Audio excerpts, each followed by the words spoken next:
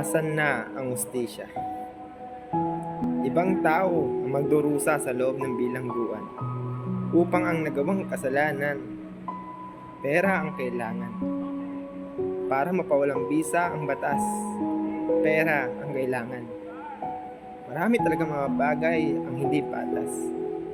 Dahil sa buhay, mag-iingat ka palagi sa mga bagay na ginagawa mo at sa mga salitang binibitawan mo.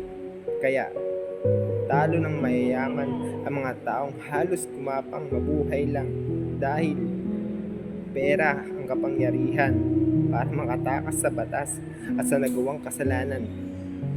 Mayayaman at may mga katungkulan lang ang totoong may kalayaan. Mayayaman at may mga katungkulan lang ang totoong may kalayaan. Pera ang kapangyarihan para makatakas sa batas at sa nagawang kasalanan dahil talo ng mayayaman ang mga taong halos gumapang mabuhay lang. Kaya mag-iingat ka palagi sa mga bagay na ginagawa mo at sa mga salitang binibitawan mo dahil sa buhay, marami talaga mga bagay ang hindi patas. Pera ang kailangan para mapawalang bisa ang batas.